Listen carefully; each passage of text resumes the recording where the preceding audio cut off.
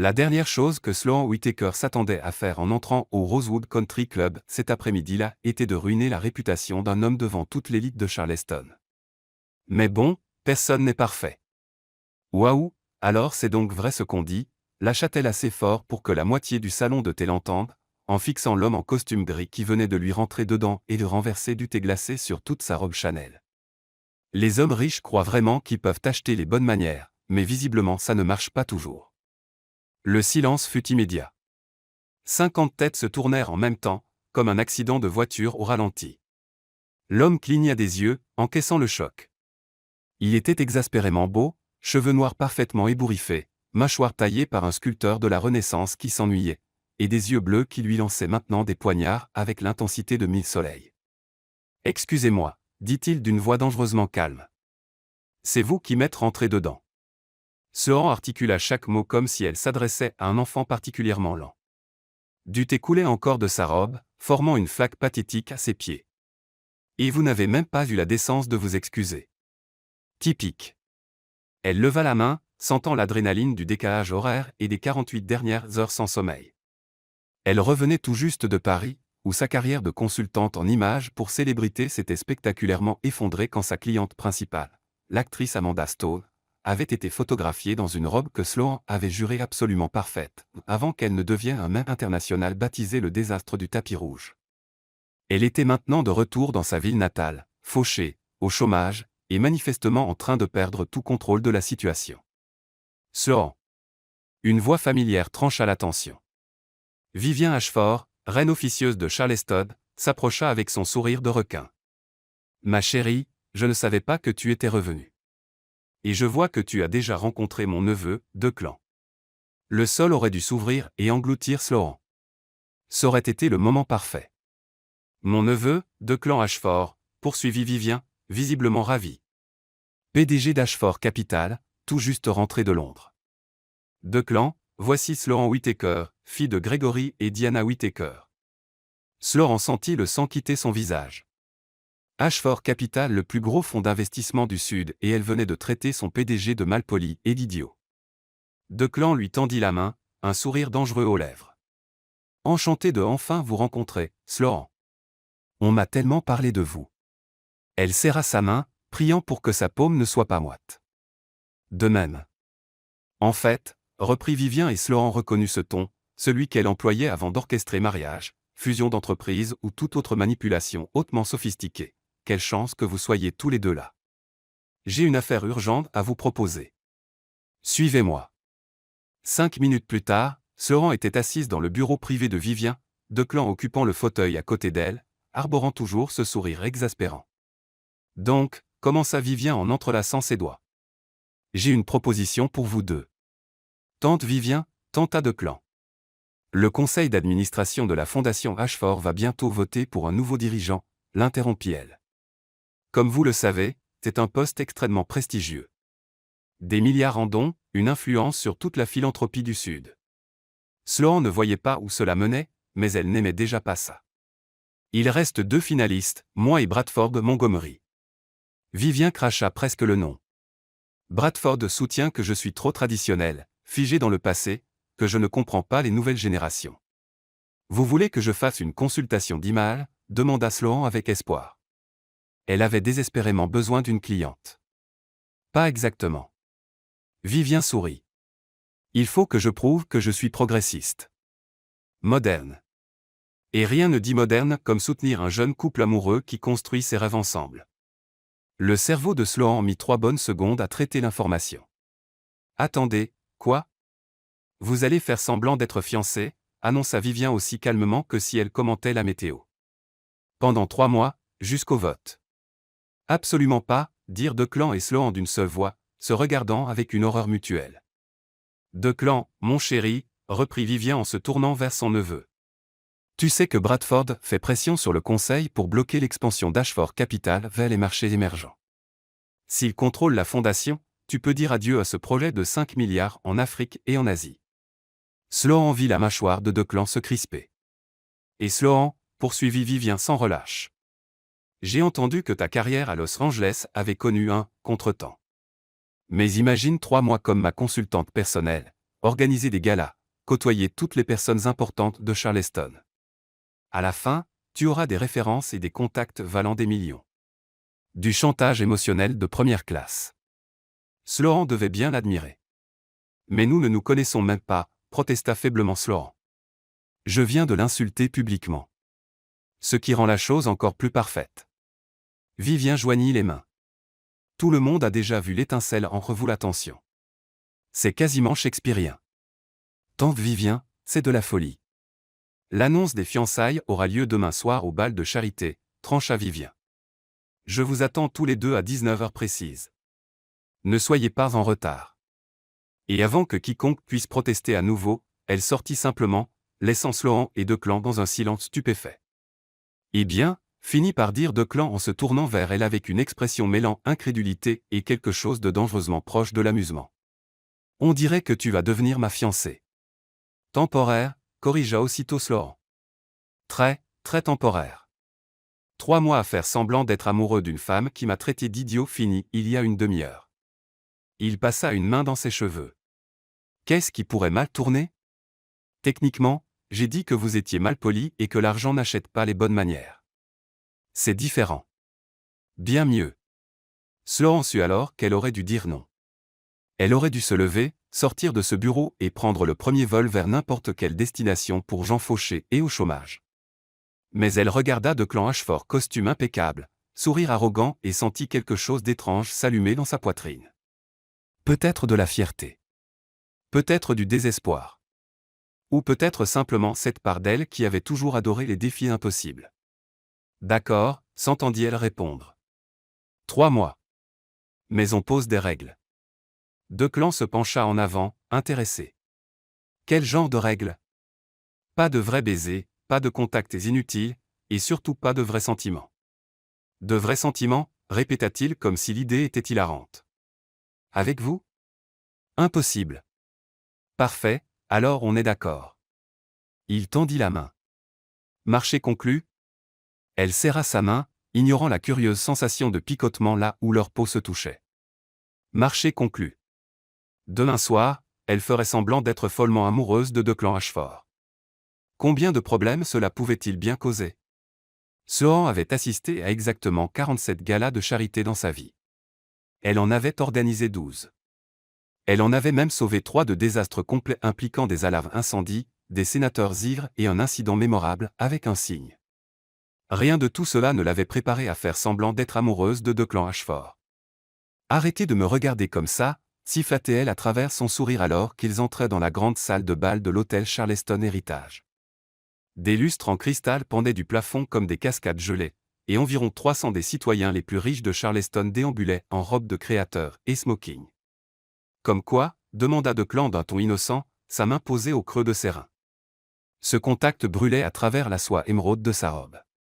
Comme si vous calculiez mentalement le prix de ma robe et si c'est un bon investissement. Je sais déjà combien elle coûte. Collection Printemps Valentino, environ $8 000 au détail. Vous l'avez eu à moins 40% lors d'une vente privée à New York en mars dernier. Il baissa les yeux vers elle avec un sourire. Eh oui, excellent investissement. Vous êtes sublime.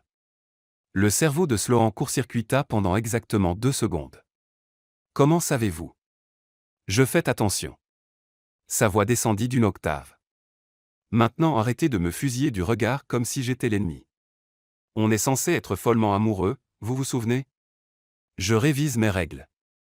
Nouvelle règle, pas de compliments. Trop tard. Déjà enfreinte. Il l'entraîna plus loin dans la foule. D'ailleurs, si je joue le fiancé transi, il faut que ce soit convaincant. Avant que Sloan ne puisse répondre, Vivien apparut devant eux, vêtu d'une robe argentée qui coûtait probablement plus cher qu'une petite voiture. Son sourire aurait pu couper du verre. Vous voilà, mon couple préféré. Elle leur fit la bise. Vous êtes absolument rayonnants ensemble. Venez, tout le monde meurt d'envie d'entendre l'histoire de votre romance éclair. Romance éclair, Queen Sloan. Bien sûr. Quand l'amour frappe, il ne prévient pas, Vivien y pilota vers un groupe de membres de la haute société impeccablement vêtus. Tout le monde, je vous présente le couple fraîchement fiancé de Charleston. L'annonce se propagea dans la salle comme un caillou jeté dans l'eau calme.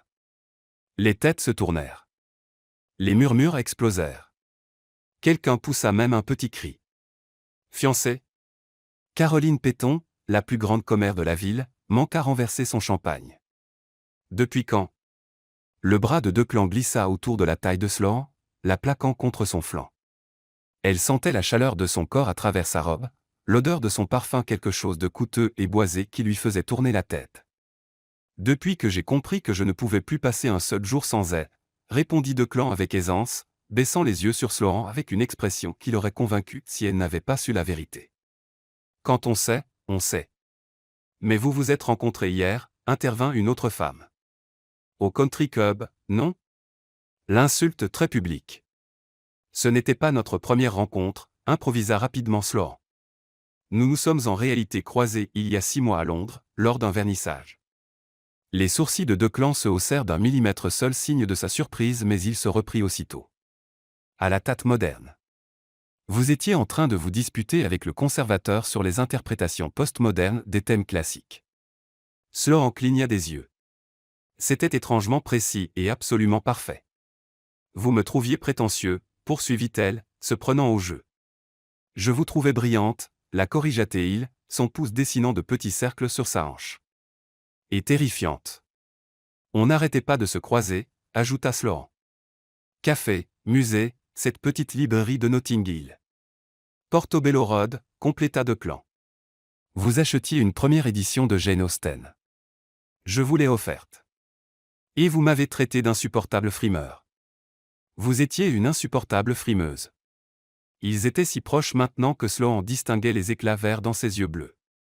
La foule autour d'eux s'était tue, suivant leur échange comme un match de tennis. C'est trop mignon, souffla Caroline. Mais hier. L'incident du thé? Une querelle d'amoureux, coupa Declan avec fluidité. J'étais à Londres depuis 3 mois. Sloan pensait que je la ghostais. En réalité, je préparais la demande. Vous m'êtes rentré dedans avec du thé glacé, protesta Sloan avant de se reprendre. C'est vrai. Follement amoureux. Mais j'ai peut-être surréagi. Vous m'avez traité de riche mal élevé qui ne peut pas acheter les bonnes manières. J'étais blessée, dit-elle. Et étrangement, ça sonnait presque vrai. Vous aviez disparu pendant des mois sans explication. L'expression de Declan changea, quelque chose de sincère passa sur son visage. J'aurais dû appeler. Je suis désolé. L'excuse flotta entre eux. Pendant un instant, Sloan oublia qu'il jouait la comédie. Bref, la voix de Vivien brisa le moment. Declan a fait sa demande ce matin. Montre-leur la bague, ma chérie. La main gauche de Sloan devint soudain légère comme l'air parce qu'il n'y avait pas de bague. Ils avaient oublié la bague. La panique traversa le visage de Declan. Le sourire de Sloan se figea. La foule se pencha, dans l'attente. En réalité, intervint une nouvelle voix, je l'ai ici. Une jeune femme en robe noire ajustée s'approcha, tendant une petite boîte de velours. Elle avait des cheveux auburn relevés en chignon impeccable et semblait vaguement familière. Harper, dit Declan, surpris.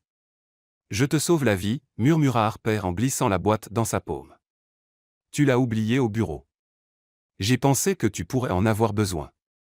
Declan se reprit rapidement, ouvrant la boîte pour révéler un magnifique diamant taille émeraude qui capturait la lumière et projetait des arcs-en-ciel sur le visage de Sloan.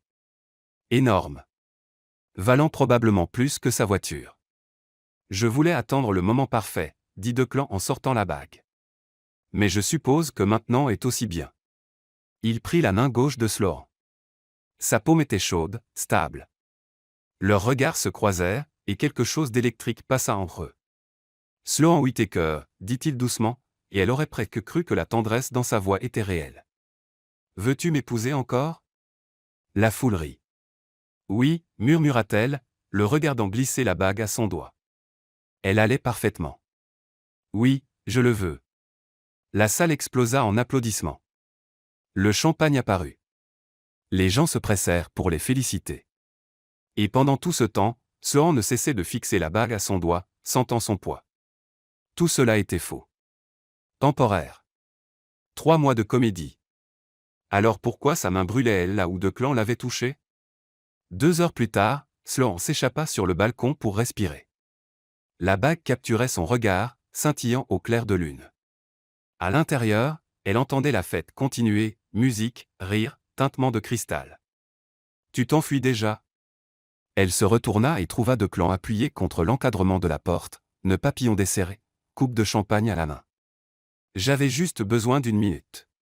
Elle leva la main, regardant le diamant briller. C'est de la folie. Cette bague coûte probablement plus que ce que j'ai gagné en 3 ans. C'était celle de ma grand-mère, dit doucement Declan en venant se placer à côté d'elle à la balustrade. Vivien a insisté. Elle a dit que ce serait plus crédible. Celle de ta grand-mère. Sloan se sentit mal. Declan, je ne peux pas. Elle est morte il y a 5 ans. Elle aurait adoré tout ce stratagème ridicule, franchement. Il sourit, mais le sourire était triste sur les bords. Elle disait toujours que la famille Ashford avait besoin de plus de chaos. Ils restèrent un moment dans un silence confortable. Charleston s'étendait sous leurs yeux, lumière scintillante dans l'obscurité.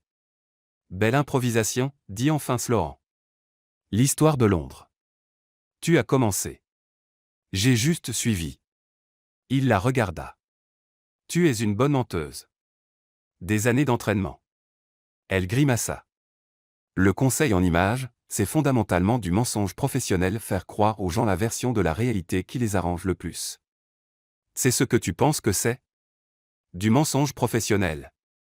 Pas vous. Declan resta silencieux un long moment. C'était qui, Harper? Demanda Sloan pour changer de sujet. Mon assistante. Et ma meilleure amie depuis la fac. Elle trouve tout ça hilarant. Au moins quelqu'un s'amuse. Et Declan se tourna complètement vers elle. Pour ce que ça vaut, tu as été incroyable là-dedans. Naturel comme si tu avais fait ça toute ta vie. Merci.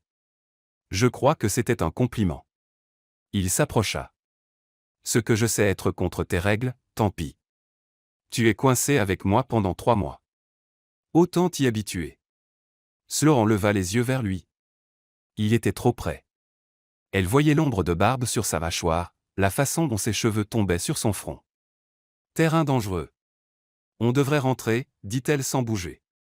Probablement. Lui non plus ne bougea pas. Les gens vont parler. Qu'ils parlent.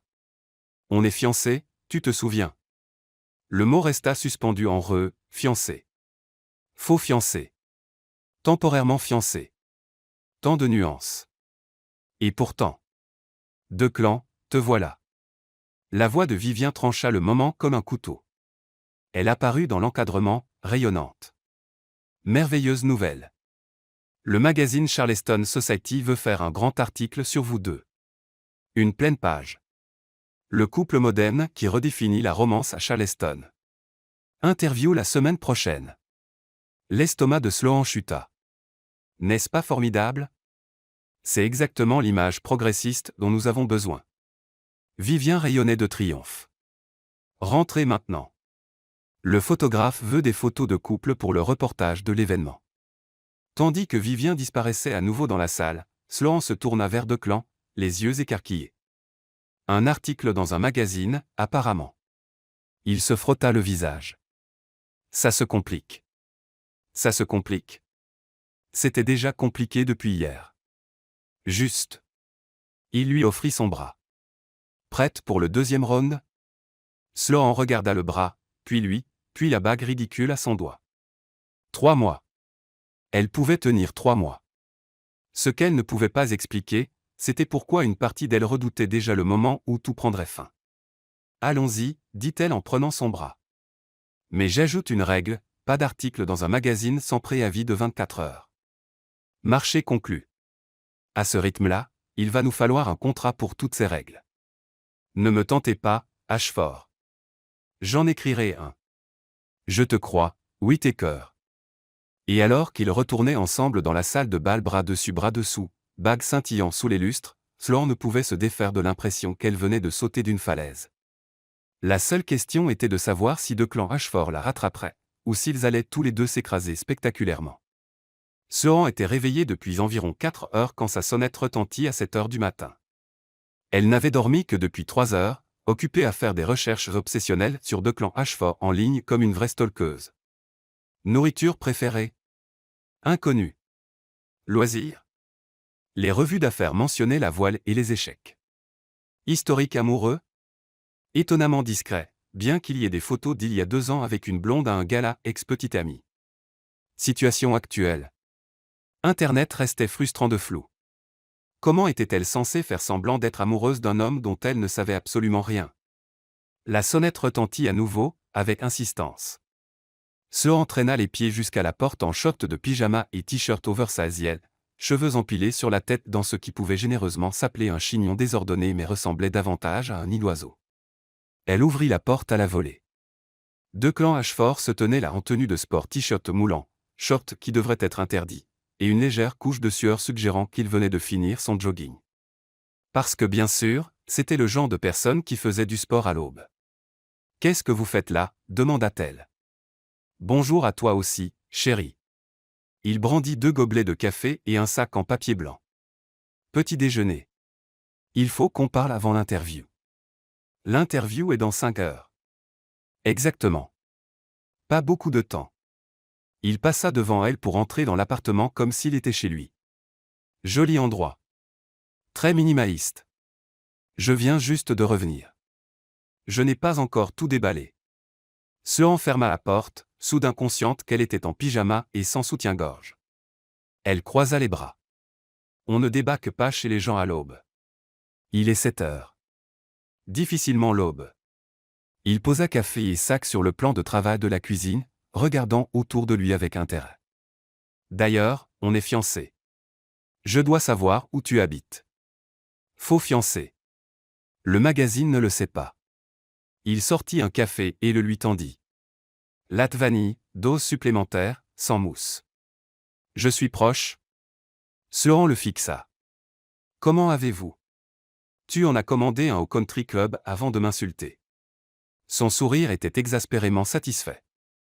Je fais attention, tu te souviens? Elle prit le café, détestant qu'il soit parfait. Bon. De quoi devons-nous parler? De tout. Declan sortit son téléphone, ouvrant ce qui ressemblait à un document.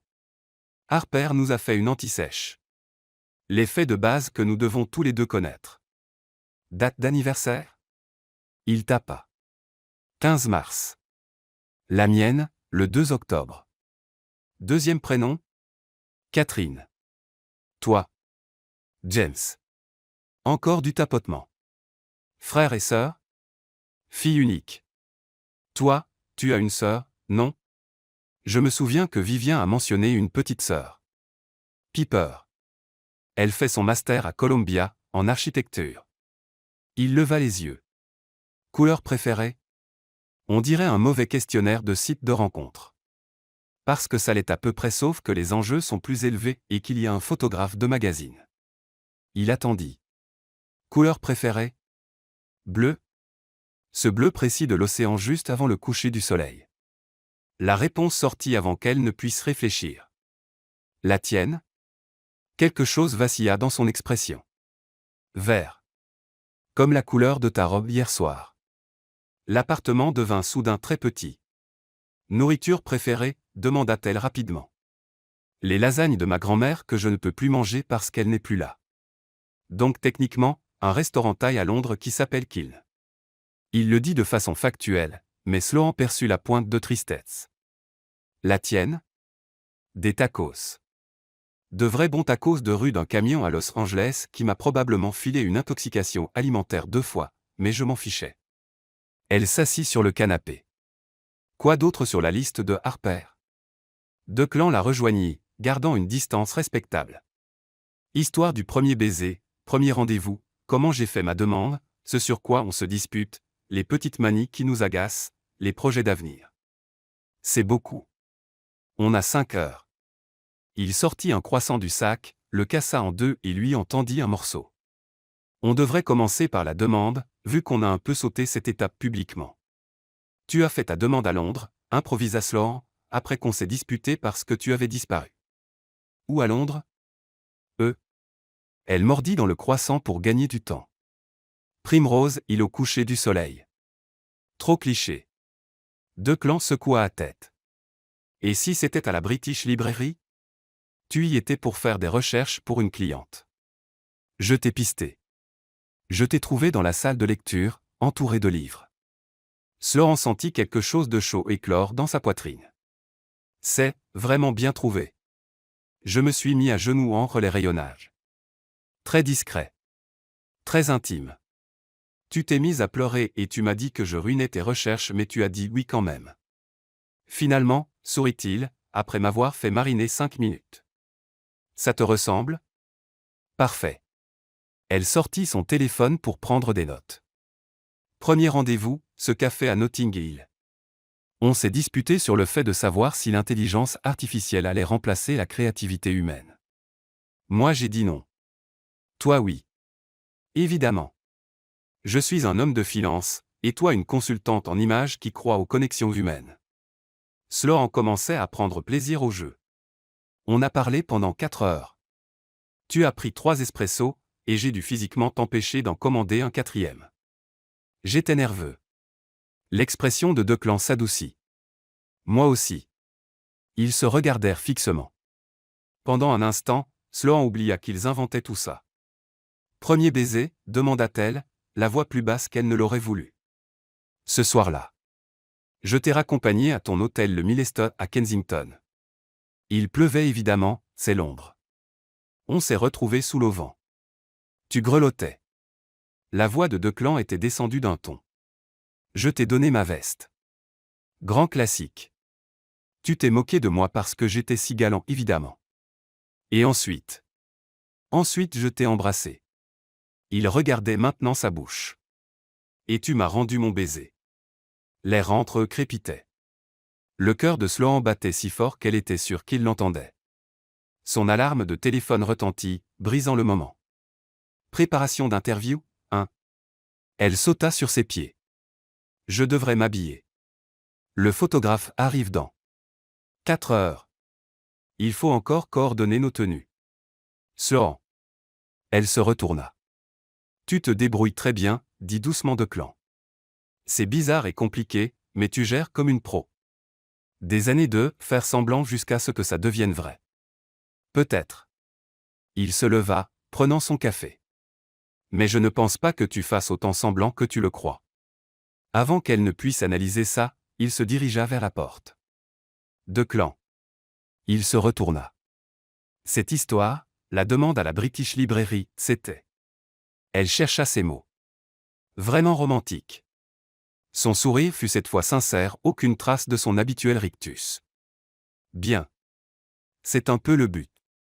Après son départ, Sloan resta planté dans son appartement, son café à la main, fixant la bague à son doigt. Tout ça était censé être simple, 3 mois de comédie, 0 sentiment. Alors pourquoi cette histoire semblait-elle plus vraie que la moitié des vraies relations qu'elle avait eues? 4 heures plus tard, l'appartement de Sloan s'était transformé en plateau de tournage. L'équipe du magazine Charleston Society était arrivée avec matériel d'éclairage, fond, et assez de produits de coiffure pour ouvrir un salon. Plus de lumière naturelle, dirigeait la photographe une femme énergique nommée Jules son assistante. On veut de l'authentique, pas du mis en scène. Sloan croisa le regard de Declan à l'autre bout de la pièce et y vit son propre amusement reflété. L'ironie de mettre en scène des photos pour qu'elles paraissent naturelles dans une relation entièrement mise en scène ne leur échappait ni à l'un ni à l'autre. D'accord, les tourtereaux. Jules frappa dans ses mains. On commence par des photos détendues sur le canapé, juste des câlins, trop mignons. Sloan s'installa sur le canapé. Declan s'assit à côté d'elle et, après une seconde d'hésitation, l'attira contre lui. Elle s'emboîtait parfaitement, la tête juste sous son épaule. Plus près, ordonna Jules. Vous êtes fiancés, pas des inconnus dans le bus. Le bras de Declan se resserra autour d'elle. Sloan sentait son cœur battre à travers sa chemise régulier, calme. Comment faisait-il pour être si calme? Sloan, touche son visage comme si tu allais l'embrasser. Sa main remonta vers sa mâchoire. Le léger picotement de sa barbe contre sa paume. Les yeux de Declan rencontrèrent les siens, quelque chose d'indéchiffrable dans leur profondeur. Parfait. Gardez ça. Clic, clic. Clic. Maintenant Declan murmure quelque chose à son oreille, quelque chose qui la fasse rire. Il se pencha, son souffle chaud contre son oreille. J'ajoute une nouvelle règle, pas de séance photo gênante sans préavis. Sloan éclata de rire, lui donnant une tape sur le torse. L'appareil captura tout. Génial. Encore. Jules était au paradis. Maintenant la cuisine très domestique, en train de préparer le petit déjeuner ensemble. 20 minutes et plusieurs clichés candides plus tard, ils avaient parcouru toutes les pièces, Sloan juché sur le plan de travail de la cuisine pendant que Declan se tenait entre ses jambes, tous deux tenant des tasses de café et faisant semblant de discuter, Sloan assise à son bureau pendant que Declan lisait par-dessus son épaule, tous les deux sur le petit balcon, les bras de Declan autour d'elle par derrière tandis qu'il regardait la ville. Cette dernière photo semblait trop vraie. Son menton reposait sur le sommet de sa tête. Ses mains croisées sur son ventre. Si elle fermait les yeux, elle pourrait presque y croire. Dernière prise, annonça Jules. La chambre. Les yeux de Sloan s'ouvrirent en grand. La chambre? Juste assis sur le lit tout à fait innocent. On veut montrer l'intimité, pas. Jules se reprit. Vous savez, c'est un magazine familial. 5 minutes plus tard, Sloan était assise sur son lit en pull crème et jean, regardant Declan s'installer à côté d'elle. L'équipe lumière avait ouvert les rideaux, laissant le soleil de l'après-midi inonder la couette blanche. Détendez-vous, dit Jules. Parlez-vous. Oubliez qu'on est là. Bien sûr. Oubliez les 5 personnes qui les regardaient. Facile. C'est la chose la plus bizarre que j'ai jamais faite, murmura Sloan. Vraiment? La main de Declan trouva la sienne sur le lit. Plus bizarre que de m'insulter dans un country club? Ça, c'était naturel. Aïe. Tu sais ce que je veux dire. Elle jeta un œil à leurs mains entrelacées. Quand avait-il fait ça? C'est juste, intime. On est censé se marier. Faux mariage. Ils ne le savent pas, il serra sa main. D'ailleurs, tu l'assures. Tu as été parfaite toute la journée. Sloan, regarde Declan, appela Jules, comme s'il venait de dire quelque chose de gentil. Elle se tourna et le trouva déjà en train de la regarder. L'expression sur son visage lui coupa le souffle. Quoi, murmura-t-elle. Rien. Je me disais juste à quel point tu es convaincante. Toi non plus tu n'es pas mal. L'appareil cliqua. Aucun des deux ne bougea. Tu sais ce qui est dingue, dit doucement Declan. Ça ne paraît pas aussi faux que ça le devrait. Le cœur de Sloan en manqua un battement. Dan, magnifique. On l'a. La voix de Jules brisa le moment. C'est dans la boîte, tout le monde. L'équipe commença à ranger. Sloan fit mine de se lever, mais la main de Declan serra la sienne. Dîne avec moi ce soir, dit-il. On vient de passer 6 heures ensemble. Vrai dîner. Pas pour la fausse fiancée. Juste nous, pour apprendre à nous connaître vu qu'on est coincés ensemble dans ce bazar. C'était une très mauvaise idée. Ajouter de vrais rencarts à une fausse relation, c'était demander les ennuis. D'accord, s'entendit-elle répondre. Oui. Mais quelque part décontracté. J'ai eu ma dose de mise en scène pour aujourd'hui. Son sourire valait tout. Je connais l'endroit parfait. 3 heures plus tard, Sloan se tenait devant Encaisse BBQ, un boui-boui à la lisière du centre-ville qui semblait là depuis la guerre de sécession. Ce n'était absolument pas l'endroit où elle s'attendait à ce que Declan Ashford, PDG et homme du monde, l'emmène. Il l'attendait dehors, maintenant en jean et chemise bleue toute simple, l'air injustement séduisant en tenue décontractée. Avant que tu ne juges, dit-il en la voyant arriver, cet endroit a les meilleures côtes de Caroline du Sud. Je ne juge pas. Je suis impressionné. Elle désigna l'enseigne au néon. Je ne t'imaginais pas fan de barbecue. Il y a beaucoup de choses que tu ignores sur moi, Whittaker. Il tint la porte. Prête à découvrir? En entrant sans appareil photo, sans magazine, sans Vivien qui tirait les ficelles, Sloan sentit quelque chose basculer. C'était dangereux. Plus dangereux que les fausses bagues de fiançailles ou les photos mises en scène. Ça ressemblait à un vrai rendez-vous. Et le pire? Elle ne voulait pas que ça s'arrête. Les coachs chez Encaisse BBQ étaient, comme Declan l'avait promis, incroyables. Sloan en était à sa 3e bouchée, probablement la sauce partout sur le visage quand son monde entier bascula. Sloan Whittaker? Pas possible. Elle leva les yeux pour voir un homme s'approcher de leur table, grand, cheveux châtains, sourire qui autrefois lui faisait tourner les jambes en coton. Passé composé. Très passé. Tailleur. Le mot sortit étranglé. Tyler Chen, son ex de la fac. Celui qui l'avait larguée par SMS alors qu'elle présentait sa thèse de fin d'études. Celui qui avait déménagé à Charleston 3 ans plus tôt, raison précise pour laquelle elle était restée loin. J'ai entendu que tu étais revenu. Le regard de Tyler glissa vers Declan avec une curiosité évidente. C'est qui ton ami? Fiancé, corrigea Declan avec fluidité, se levant pour serrer la main de Tyler avec un peu trop de pression. Declan Ashford. Les yeux de Tyler s'écarquillèrent. Ashford comme Ashford Capital. Il se tourna vers Sloan avec un mélange de respect et d'incrédulité. Waouh, Sloan, tu as vraiment monté en gamme. Sloan sentit sa mâchoire se crisper. Tyler, on était en train de... Pas question. Faut qu'on rattrape le temps perdu. Tyler tira une chaise, ignorant totalement les signaux sociaux. Je n'arrive pas à croire que tu sois fiancé. La dernière fois que j'ai entendu parler de toi, tu faisais ton truc de consultante en images à Los Angeles. Ça a donné quoi? La question tomba comme une gifle. Il savait. Évidemment qu'il savait. Le désastre du tapis rouge avait fait le tour du monde. Ça s'est bien passé, répondit Sloan d'une voix tendue. J'ai décidé de rentrer à la maison. Ouais. Ouais. Le sourire de Tyler était compatissant d'une façon qui donnait envie à Sloan de lui lancer ses côtes à la figure. L'histoire avec Amanda Stone était brutale. J'ai vu les mêmes. Sale période. La main de Declan trouva la sienne sous la table, serrant doucement. Le geste la stabilisa. Sloan travaille maintenant comme consultante pour la fondation Ashford, dit Declan, poli mais avec une pointe d'acier. Bien plus prestigieux que le travail avec les célébrités. Bien sûr, bien sûr. Tyler se tourna vers Declan. Alors comment vous vous êtes rencontrés? Je meurs d'envie de savoir. Sloan a toujours été tellement difficile avec les mecs. Je veux dire, on est sortis ensemble 2 ans et elle n'a jamais. On s'est rencontrés à Londres, coupa Sloan. Il y a 6 mois. Londres?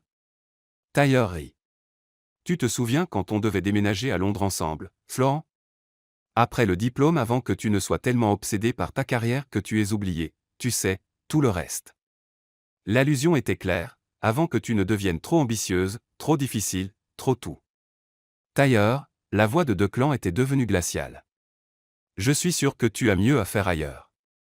En fait, je rejoins quelqu'un. Tyler se leva, manifestement imperméable à l'attention. Mais, on devrait dîner tous ensemble un de ces jours. Ma copine adorerait vous rencontrer. Elle est médecin très brillante. On regardera nos agendas, répondit Sloan à plat.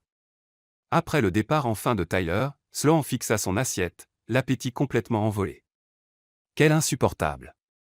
Commença Declan. Non, elle posa sa fourchette. Ne dis rien. Il n'a pas le droit de parler de Los Angeles comme ça ou de sous-entendre que tu. J'ai dit non. Sloan attrapa son sac. J'ai besoin d'air. Elle était dehors avant que Declan ne puisse répondre, aspirant de grandes bouffées d'air du soir. La rue était calme hormis la circulation au loin et les bruits étouffés du restaurant. Sloan. Declan apparut à ses côtés. Parle-moi. Il n'y a rien à dire. Ce type était un parfait. Il avait raison. Les mots explosèrent hors d'elle. Los Angeles a été un désastre. J'ai échoué spectaculairement devant des millions de gens. Et oui, j'étais trop concentré sur ma carrière. C'est pour ça que toutes mes relations ont explosé en vol. Ce n'est pas. Tu ne me connais pas, Declan. Elle pivota pour lui faire face. On se connaît depuis 3 jours. On joue la comédie. Ça. Elle désigna l'espace en re. N'est pas réel. Alors arrête de faire comme si tu devais défendre mon honneur ou je ne sais quoi. Sa mâchoire se crispa. D'accord. Tu as raison. Je ne te connais pas. Mais je sais que ce type était un abruti, et tu mérites mieux que quelqu'un qui te donne l'impression d'être petite. Ça venant de l'homme qui me paye pour être sa fausse fiancée. Les mots restèrent suspendus comme du poison. L'expression de Declan se ferma. Exact. J'avais oublié que ce n'était qu'une transaction professionnelle pour toi. Ce n'est pas ce que je voulais dire. Non, c'est bon. Frontière claire. C'est ce que tu voulais, non? Il sortit son portefeuille, jeta des billets sur la table extérieure. Rendez-vous demain à la réunion de la fondation, 9 heures. Ne sois pas en retard. Il partit avant qu'elle ne puisse répondre. Sean resta sur le trottoir à le regarder s'éloigner et sentit quelque chose se fendre dans sa poitrine. Elle ne dormit pas cette nuit-là. À 3 heures du matin, elle se gavait de glace en goguelant, comment s'excuser d'avoir été une parfaite idiote, quand son téléphone sonna. Le nom de Harper clignota sur l'écran. « Allô, tu as merdé » dit Harper sans préambule. En beauté. « Comment tu ? Declan m'a appelé. Il fait ça quand il est contrarié généralement en réorganisant tout son bureau à minuit. » Bruit de frappe sur clavier. « Alors, tu veux me raconter ce qui s'est passé ?» Sloan se surprit à tout déballer, Tyler, les remarques sur Los Angeles, son explosion contre Declan. Et maintenant il pense que je me sers juste de lui, conclut-elle misérablement. Ce n'est pas le cas. Sloan s'arrêta. Je ne sais plus. Voici ce que tu dois comprendre sur Declan. Sa dernière copine, Victoria, est restée 18 mois avec lui. Il s'est avéré qu'elle n'était intéressée que par ses relations. Elle s'est servie de lui pour lancer sa galerie d'art, puis l'a largué la semaine suivant l'ouverture. Il a découvert qu'elle le trompait depuis 6 mois. Sloan se sentit mal. Il te l'a dit. Je suis sa meilleure amie. J'étais là pour les retombées. La voix de Harper s'adoucit. Il est prudent depuis. Il garde les gens à distance. Mais avec toi, je le vois plus détendu en 3 jours que pendant 2 ans. Même si ça a commencé comme du faux, ça ne l'est plus. Pas pour lui. Harper. Répare ça, Sloan. Avant la réunion de demain. Parce que si tu arrives et que tu fais comme si de rien n'était, il va se fermer complètement, et tu perdras quelque chose de vrai avant même de réaliser que tu l'avais. Après avoir raccroché, Sloan fixa son téléphone. Puis elle regarda la bague à son doigt, la bague de la grand-mère de Declan, et sut ce qu'elle avait à faire. À 6 heures du matin, Sloan se tenait devant le siège d'Ashford Capital. Le bâtiment était sombre sauf une lumière au dernier étage. Elle utilisa le badge invité que Harper lui avait mystérieusement envoyé 20 minutes plus tôt et prit l'ascenseur jusqu'à la suite exécutive. Le bureau de Declan était exactement comme elle l'imaginait, baies vitrées du sol au plafond donnant sur Charleston, mobilier épuré, et dossiers rangés avec une précision militaire. Il était assis à son bureau, encore dans les vêtements de la veille, entouré de tableaux Excel. « Comment es-tu entré ?» Il ne leva pas les yeux. Harper. Traîtresse. Elle tient à toi. Sloan avança dans le bureau. On peut parler. Rien à dire. Tu as été clair. J'avais tort. Ça attira enfin son attention. Il leva les yeux, l'épuisement visible. J'ai paniqué, poursuivit Sloan. Tyler qui débarque, qui ressort toute cette histoire de Los Angeles et de ma carrière, ça a touché toutes mes insécurités, et je t'ai fait payer. Tu as dit que ce n'était pas réel. Je mentais. L'aveu lui donna l'impression de sauter d'une falaise. Peut-être qu'au début c'était juste professionnel. Mais quelque part entre l'histoire de la fausse demande et le fait que tu te souviennes de mon café préféré et la façon dont tu m'as défendu face à Tyler même quand j'étais insupportable, ça a cessé d'être faux. En tout cas pour moi. Declan se leva lentement. Qu'est-ce que tu es en train de dire ? Je dis que j'ai peur. Elle s'approcha. Je dis que toutes mes relations ont échoué parce que je suis trop ambitieuse, trop directe, trop compliquée. Et cette chose avec toi, même si elle a commencé comme de la comédie, est la plus vraie que j'ai ressentie depuis des années, ce qui est complètement dingue parce qu'on se connaît à peine et qu'on ment littéralement à tout le monde. Et il l'embrassa. Pas le faux baiser de l'annonce au bal. Un vrai baiser, ses mains encadrant son visage, ses doigts à elle agrippant sa chemise, tous les deux désespérés, honnêtes et totalement présents. Quand ils se séparèrent enfin, à bout de souffle, Declan posa son front contre le sien. « Tu n'es pas trop » murmura-t-il. « Tu es tout. » Sloan sentit les larmes monter. « C'est tellement bête. On se connaît depuis 3 jours, 4 jours et alors ?» Il sourit, ce vrai sourire qu'elle commençait à désirer. On trouvera au fur et à mesure. Mais les fausses fiançailles deviennent une vraie relation. Il replaça une mèche derrière son oreille. Si tu veux. Je veux. Elle l'embrassa encore, plus doucement. Mais Declan. Oui. On ne peut encore rien dire à personne. Vivien, le vote de la fondation, l'article du magazine. Si les gens découvrent qu'on n'était pas vraiment fiancés dès le début. Je sais, soupira-t-il. 3 mois de mensonges, comme convenu. Mais au moins maintenant on ment sur les dates, pas sur ça. Il la serra plus fort. Ça. Nous. On est compliqué. Extrêmement. Il sourit. Mais ça t'a déjà arrêté? À 8h45, ils arrivèrent ensemble à la réunion de la fondation couple fiancé parfaitement professionnel et tendrement affectueux. Mais quand Vivien annonça qu'ils avaient été invités à l'émission matinale Charleston Living la semaine prochaine, et que le membre du conseil à côté de Sloan murmura « Vous êtes trop mignons tous les deux », Sloan sentit la main de Declan serrer la sienne sous la table. Parce que maintenant il ne mentait plus seulement pour protéger un accord commercial. Il mentait pour protéger quelque chose de vrai. Et ça, réalisa Sloan tandis que Vivien détaillait leurs 3 prochaines apparitions publiques, était infiniment plus dangereux. Après la réunion, alors qu'il marchait vers le parking, Declan l'attira dans un coin tranquille. Au fait, dit-il, j'ajoute une nouvelle règle. Ah. Quand on est seul, plus de comédie. Il embrassa son front. Marché conclu. Marché conclu. En rentrant chez elle en voiture, Sloan se surprit à sourire sans raison. Puis elle se rappelait l'émission matinale, l'article du magazine qui sortait la semaine prochaine, le gala de charité, le vote de la fondation 3 mois de mensonges parfaits. Mais entre deux, dans les moments volés, les baisers secrets et les vraies conversations 3 mois de vérité parfaite. Elle pouvait le faire. Qu'est-ce qui pourrait bien mal tourner? Le téléphone de Sloan vibra avec un texto d'un numéro inconnu. J'ai vu l'annonce de vos fiançailles. Intéressant timing. On devrait parler de Los Angeles et de ce qui s'est vraiment passé avec Amanda Stone. Appelez-moi. Marcus Webb, Entertainment Tonight. Sloan fixa le message, le sang glacé. Marcus Webb, le journaliste, qui essayait de l'interviewer depuis des mois sur le désastre du tapis rouge. Celui qui creusait pour savoir si c'était vraiment une erreur de style ou quelque chose de plus délibéré. Souviens-toi, murmura Sloan alors qu'ils étaient dans la loge de l'émission Charleston Living, on s'est rencontrés à Londres, 6 mois de relation. Tu as fait ta demande à la British Library. Je connais l'histoire. Declan ajusta sa cravate, l'air injustement calme pour quelqu'un sur le point de mentir en direct à la télévision. On l'a répété 17 fois 18. Et il faut synchroniser notre langage corporel. Les couples ensemble depuis des mois ont des tics physiques. Sloan. Il prit sa main, arrêtant son agitation nerveuse. Respire. On gère.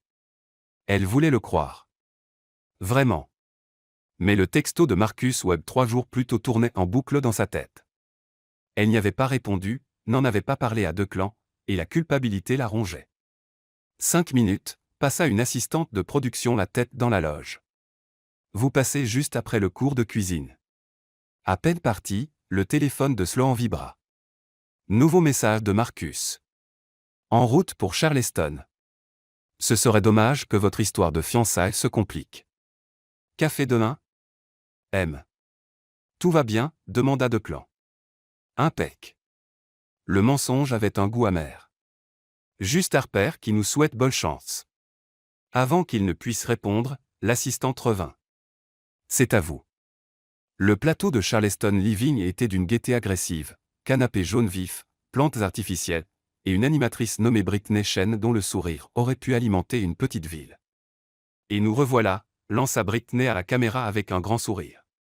Aujourd'hui nous recevons le couple le plus hot de Charleston, Sloan Whittaker et Declan Ashford. Leur romance éclair fait parler tout le monde. Bienvenue à vous deux. Ils s'installèrent sur le canapé, le bras de Declan trouvant naturellement sa place autour des épaules de Sloan. Pour n'importe qui regardant, ils étaient parfaits.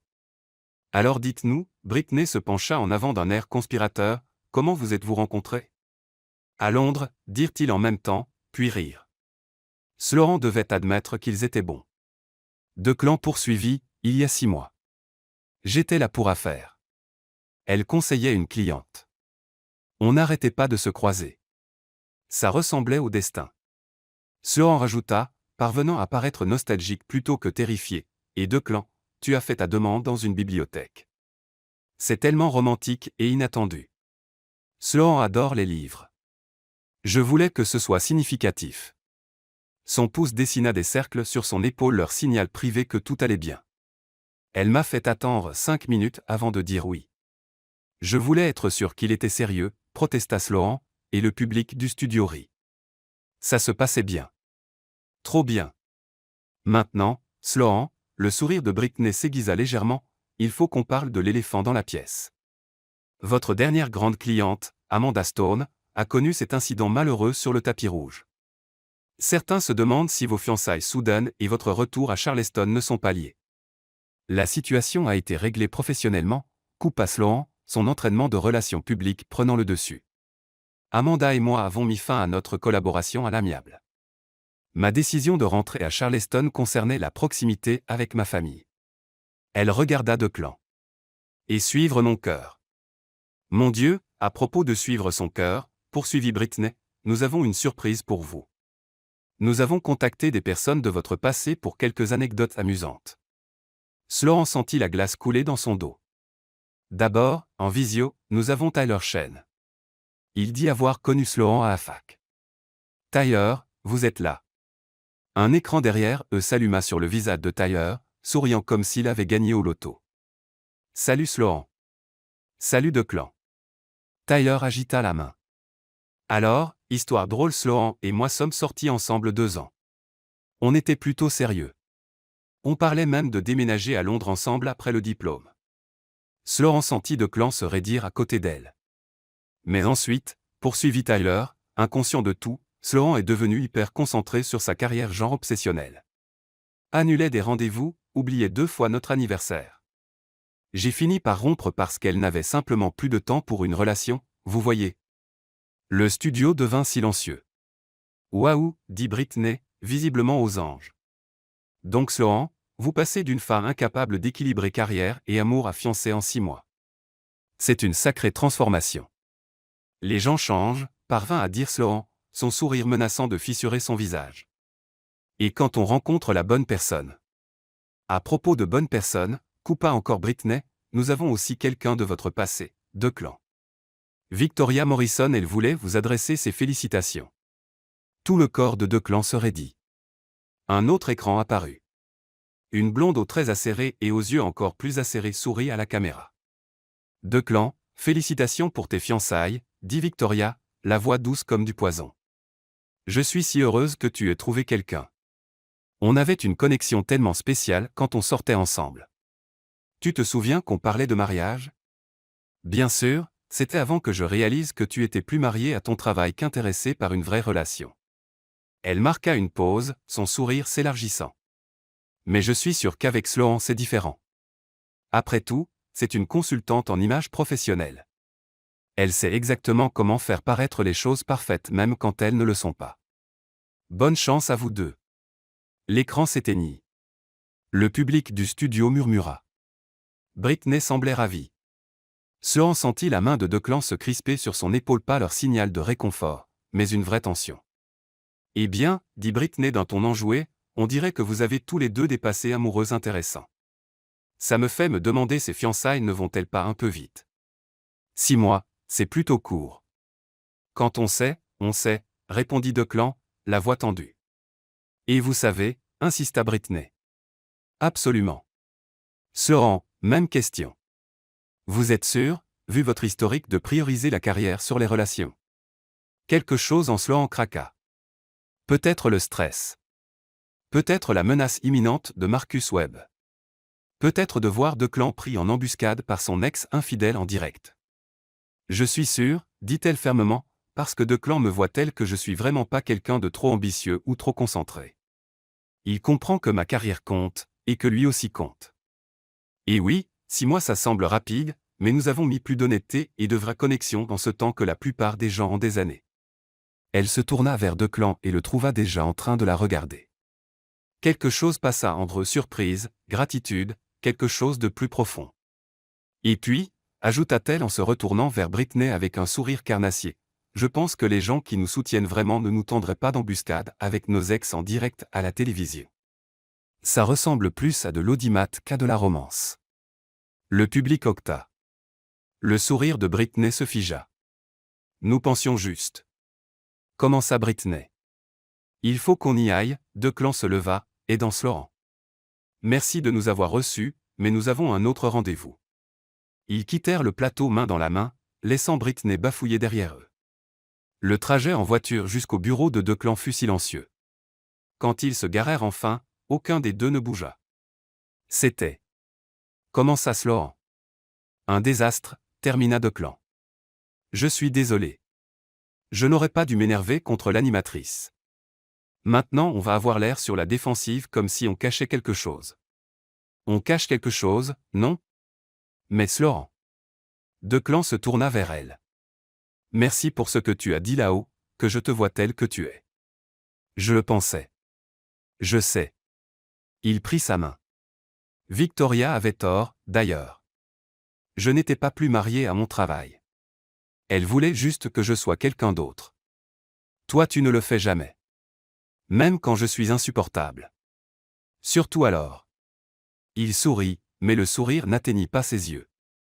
On devrait parler d'eux. Le téléphone de Sloan sonna. Marcus Webb. Elle refusa l'appel. C'était qui? Demanda Declan. C'était le moment de lui parler de Marcus, de la situation à Los Angeles, de tout ce qu'elle lui avait dit. Mais avant qu'elle ne puisse parler, Harper apparut à la vitre de Declan, frappant frénétiquement. Il baissa la vitre. Harper, qu'est-ce que? On a un problème. Harper lui tendit son téléphone. L'article du magazine vient de sortir en avance, et il y a une section bonus. Sloan attrapa le téléphone, faisant défiler l'article numérique. Ils étaient là toutes ces photos intimes de son appartement, le canapé, la cuisine, la chambre. Ils avaient l'air parfaitement amoureux. Puis elle arriva au contenu bonus, interview exclusive. Amanda Stone parle de son ancienne consultante en images. L'article contenait des citations d'Amanda expliquant que Sloan était devenue obsédée par l'idée de la rendre star, qu'elle l'avait poussée à porter des tenues de plus en plus extravagantes pour attirer l'attention, que le désastre du tapis rouge n'était pas un accident mais une tentative désespérée de créer un moment viral. Ce n'est pas vrai, murmura Sloan. Rien de tout ça n'est vrai. Mais il y avait des textos captures d'écran de messages entre elle et Amanda. Sortis de leur contexte, ils paraissaient accablants, des phrases comme « il faut qu'on fasse une déclaration » et « il n'y a pas de mauvaise publicité ». Faites-moi confiance là-dessus, dit prudemment Sloan. Rien de tout ça. Non. Les mains de Sloan tremblaient. J'ai déconseillé cette robe. Je lui ai dit qu'elle était trop risquée. Elle l'a portée quand même parce que son petit ami de l'époque lui avait dit que c'était audacieux. Amanda ment pour sauver sa propre réputation. Alors on va le prouver. On va faire sortir ta version. Comment? Elle a des captures d'écran, Declan. Manipulées, certes, mais des captures. Je n'ai que ma parole contre celle d'une star de cinéma. Harper s'éclaircit la gorge. Ça empire. Regardez les commentaires. Sloan fit défiler. Des centaines de commentaires en temps réel. Donc elle a saboté la carrière d'Amanda et maintenant elle a mis le grappin sur un milliardaire. Suspect. Consultante en images, c'est manipuler une image. Sans blague. Ses fiançailles sont fausses. Je le dis tout de suite. Pauvre Declan Ashford. Il n'a aucune idée de ce dans quoi il s'est fourré. Sloan se sentit mal. Il faut faire une déclaration, dit Harper. Contrôlez le récit avant. Avant quoi? Une nouvelle voix traversa le parking. Ils se retournèrent pour trouver un homme d'une quarantaine d'années tenant un enregistreur. Marcus Webb. Entertainment Tonight. Un commentaire sur le prétendu schéma de manipulation de la perception publique de votre fiancé à des fins personnelles. Pas de commentaire. Declan se plaça devant Sloan. Et vous devez partir. C'est une propriété privée. Juste une question. Marcus sourit comme un requin. Depuis combien de temps êtes-vous vraiment ensemble? Parce que j'ai des sources à Londres qui disent qu'il n'y a aucune trace de Sloan Whittaker ayant séjourné dans un hôtel londonien il y a 6 mois. En fait, elle n'a pas mis les pieds à Londres depuis 3 ans. Le parking devint silencieux. Sortez, dit Declan, la voix mortellement calme. Je prends ça pour une confirmation. Marcus recula, continuant d'enregistrer. Attendez-vous à une suite ce soir. L'Amérique mérite de savoir si le couple en or de Charleston est bâti sur des mensonges. Après son départ, tous les trois restèrent figés. C'est fini, dit doucement Sloan. Il faut arrêter. Dire la vérité avant qu'il ne le fasse. Non. Declan se tourna vers elle. On va trouver une solution ensemble. Declan, il sait qu'on ment. Les registres d'hôtel, la chronologie, il va tout révéler. Le vote de la fondation de ta tante, l'expansion de ton entreprise, ma réputation déjà détruite. Je me fiche de tout ça. Tu devrais. Sloan s'écarta. C'est exactement ce dont j'avais peur, m'approcher de quelqu'un, qu'il voit le vrai bazar qu'est ma vie, et regarder ça le détruire aussi. Tu n'es pas un bazar. Je suis littéralement accusé d'avoir saboté la carrière d'une cliente et de fausses fiançailles. Je suis la définition du bazar. Alors, on va réparer. Comment ? Elle rit un son amer. Comment réparer quoi que ce soit ? Declan ouvrit la bouche, puis la referma. Pour la première fois depuis qu'elle le connaissait, il semblait perdu. Le téléphone de Harper vibra, puis vibra encore et encore. L'histoire est sortie, dit-elle doucement. Marcus a publié en avance. C'est partout. Sloan sortit son téléphone. Le titre lui donna la nausée. Fausse fiançailles. Des sources mettent en doute la chronologie du couple Ashford-Whittaker. En dessous, des photos d'eux au bal de charité, à la séance photo du magazine L'air parfait, amoureux et complètement, totalement faux. Il faut que j'y aille, dit Sloan en se dirigeant vers sa voiture. Sloan, attends. Je suis désolé, Declan. Pour tout ça. Tu mérites mieux que... Sa voix se brisa. Mieux que moi. Elle monta en voiture et partit avant qu'il ne puisse voir ses larmes. À 23 heures, Sloan était assise dans son appartement plongé dans le noir, téléphone éteint, fixant la bague de la grand-mère de Declan à son doigt.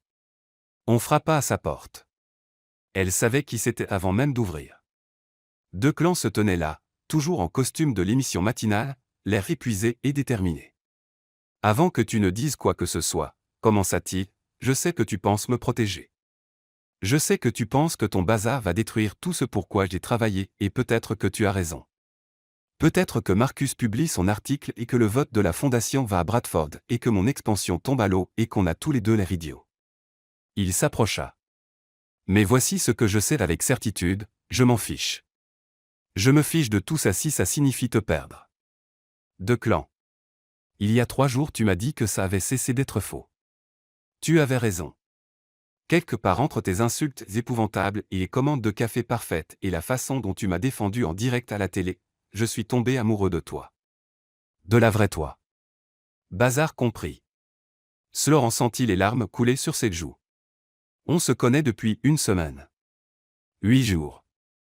Et je n'ai jamais été aussi sûr de quoi que ce soit. Il prit son visage entre ses mains, essuyant ses larmes avec ses pouces. Voilà ce qu'on va faire demain, on convoque une conférence de presse. On va dire la vérité. Toute la vérité. Comment Vivien nous a forcés à faire ça? Comment ça a commencé comme du faux? Comment c'est devenu vrai? Il sourit. Et ensuite on assumera les conséquences ensemble. Tu vas tout perdre. Je te perdrai si on continue à mentir. Il embrassa son front. C'est pire. Sloan regarda cet homme qui avait fait irruption dans sa vie 1 semaine plus tôt, cet homme impossible, exaspérant, parfait qui était prêt à brûler tout son monde pour elle. D'accord, murmura-t-elle. Demain on dit la vérité. Toute. Toute. Il la serra dans ses bras, et pour la première fois depuis des jours, Sloan eut l'impression de pouvoir respirer. Demain ils affronteraient les conséquences. Ce soir ils savaient l'un l'autre. Et peut-être, juste peut-être, que ça suffirait.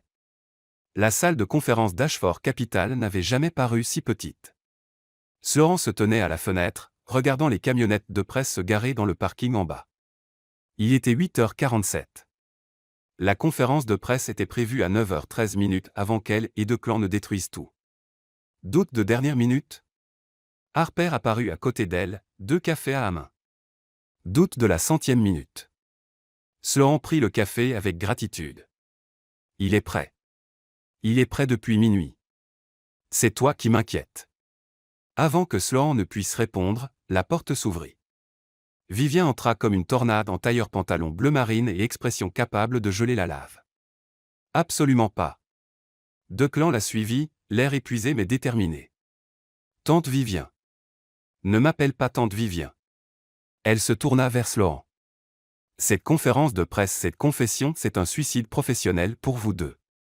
On le sait, répondit doucement Sloan. Alors pourquoi? Vivien s'arrêta, les dévisageant. Ses yeux se plissèrent. Oh. Oh non. Vous êtes vraiment tombé amoureux. Le silence fut une réponse suffisante. Eh bien. Vivien s'assit lourdement. C'est embêtant. Le vote de la fondation est demain, dit Declan. Si on ne passe pas aux aveux maintenant, Marcus Webb publie son exposé quand même. Au moins là, on contrôle le récit. Contrôler? Vivien rit sèchement. Mon chéri, dès l'instant où vous admettez que ces fiançailles étaient fausses, vous perdez tout contrôle. Bradford gagne. Votre expansion meurt. Et Sloan. Elle se tourna vers elle, tu ne retravailleras plus jamais dans le conseil en images. Qui fait confiance à quelqu'un qui n'arrive même pas à gérer sa propre image? Chaque mot tombait comme un coup. Mais Sloan avait passé toute la nuit à s'y préparer. Vous avez raison, dit-elle. Je ne retravaillerai probablement plus jamais dans ce milieu. Mais je préfère être honnête et au chômage que continuer à mentir et me perdre complètement. Comme c'est noble. La voix de Vivien dégoulinait de sarcasme. Et qu'en est-il de Declan? Il perd des milliards à cause de vos principes. Je perds des milliards si je la perds elle, répondit simplement Declan. L'argent, je peux le regagner. Mais Sloan. Il la regarda, il n'y en a qu'une. Quelque chose vacilla sur le visage de Vivien surprise, peut-être même respect. Vous êtes tous les deux des idiots, conclut-elle enfin. Mais il y a une première fois à tout, je suppose. Elle se leva, ajustant son tailleur. Très bien. Faites votre conférence de presse. Dites votre vérité. Mais je viens avec vous. Quoi, dirent Sloan et Declan en même temps. Quelqu'un doit limiter les dégâts.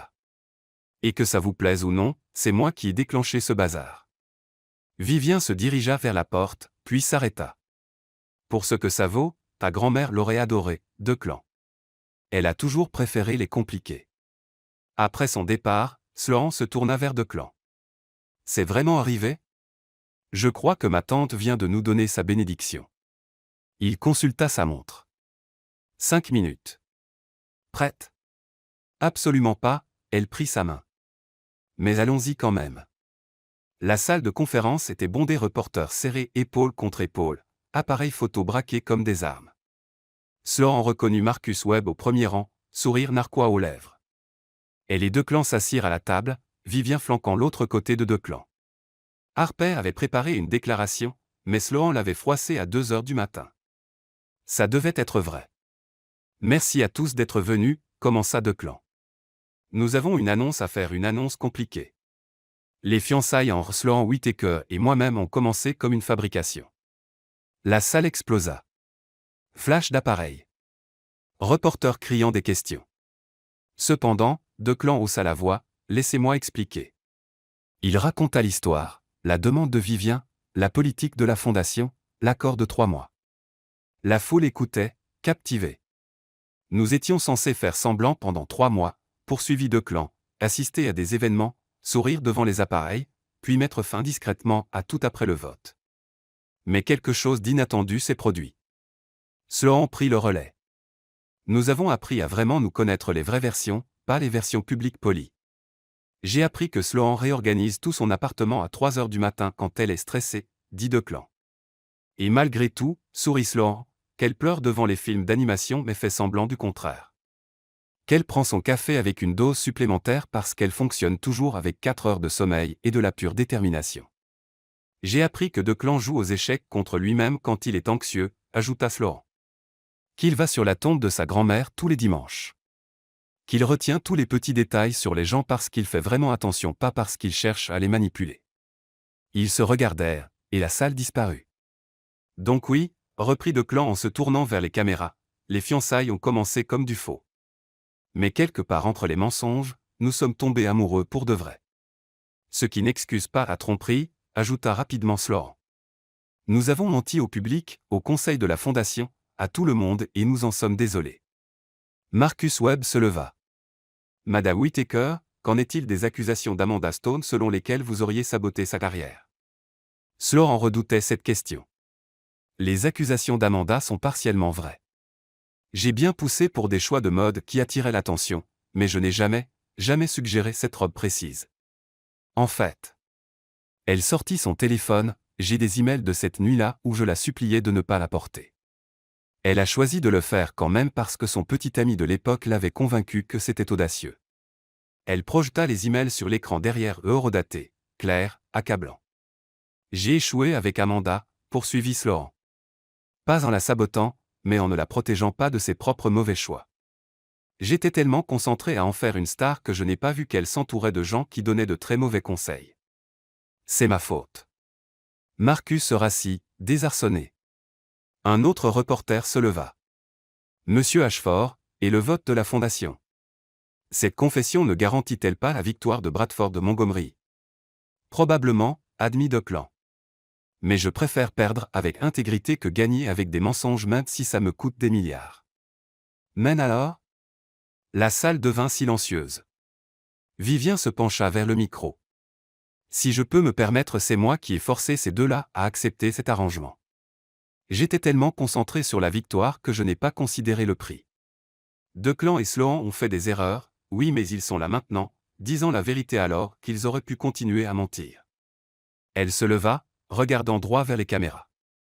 Cela demande plus de courage que je n'en ai montré. C'est pourquoi, avec effet immédiat, je retire ma candidature à la direction de la Fondation. Bradford peut l'avoir. La salle explosa à nouveau. Tante Vivien. Commença Declan. Ne discute pas, elle sourit sincèrement cette fois. D'ailleurs, je prends ma retraite. Peut-être que je vais faire du jardinage ou du poker en ligne. Je n'ai pas encore décidé. Tandis que les reporters criaient leurs questions, Sloan sentit la main de Declan trouver la sienne sous la table. Eh bien, murmura-t-il, on l'a fait. On a tout détruit. Ça fait du bien, non? Et d'une certaine façon, de manière impossible, Sloan rit. Les retombées furent immédiates et brutales. À midi, Fausses fiançailles était tendance nationale. Des éditos apparurent sur l'authenticité, la tromperie publique et la romance moderne. Le magazine Charleston Society retira son article. 3 membres du conseil de la Fondation demandèrent la démission de Declan. Mais il y eut aussi des réponses inattendues. Un tweet d'Amanda Stone. Je dois des excuses à Sloan Whittaker. Elle m'avait bien prévenu pour la robe. J'étais trop fier pour écouter. Désolé, Sloan. Un édito d'une chroniqueuse relation. Peut-être qu'on a besoin de plus de couples prêts à admettre qu'ils avancent à tâtons. La romance n'est pas toujours un conte de fées dès le départ. Et le plus surprenant, un appel du PDG de la société de Bradford Montgomery. Monsieur Ashford. Harper passa la tête dans le bureau de Declan où il et Sloan se cachaient du monde. Vous devez prendre cet appel. Si c'est encore un journaliste.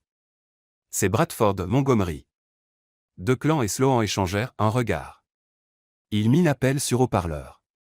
Declan. La voix bourrue de Bradford emplit la pièce. C'était une sacrée conférence de presse. Monsieur Montgomery, laissez-moi finir. J'ai passé 40 ans en affaires à être impitoyable, à écraser la concurrence, à gagner à tout prix. Il marqua une pause. Savez-vous ce que j'ai réalisé en vous regardant aujourd'hui? Je n'ai jamais été prêt à sacrifier quoi que ce soit qui comptait pour quelque chose qui comptait encore plus. Monsieur, je ne suis pas sûr de. Le vote de la Fondation est demain. Je retire ma candidature et je recommande vous et Madame Whittaker comme co-dirigeants. Sloan manqua lâcher le téléphone. Nous? Mais nous venons d'avouer avoir menti. Oui. Vous avez aussi montré plus d'intégrité en une conférence de presse que la plupart des gens en une vie. Bradford rit doucement. D'ailleurs, Vivien m'a appelé ce matin, m'a raconté toute l'histoire. Elle a dit que si j'avais un minimum de bon sens, je reconnaîtrais le leadership quand je le verrais. Après la fin de l'appel, Sloan fixa Declan. C'est vraiment arrivé? Je crois qu'on vient de gagner en perdant. Ce n'est pas comme ça que quoi que ce soit fonctionne. Apparemment c'est comme ça que nous, on fonctionne. Il l'a pris dans ses bras. On est un désastre.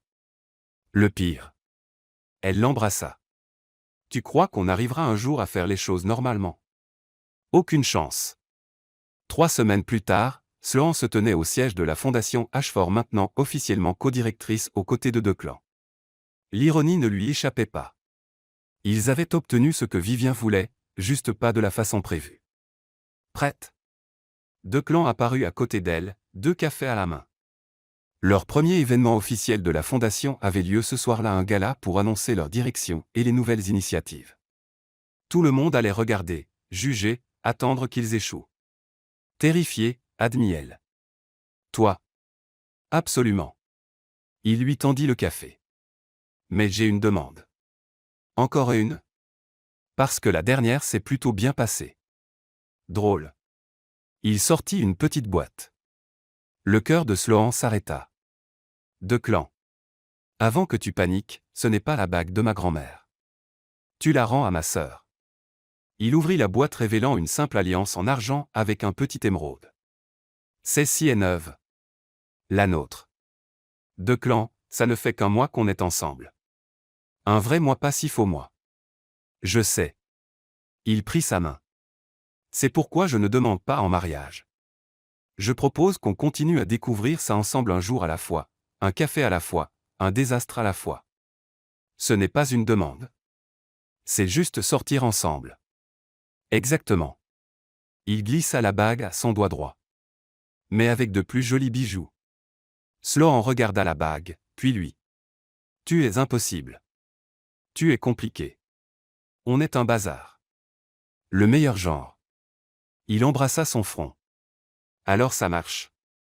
Pourquoi? Une romance qui mijote doucement. Une vraie relation honnête. Sans fausse chronologie ni histoire fabriquée. Terrifiant, je sais.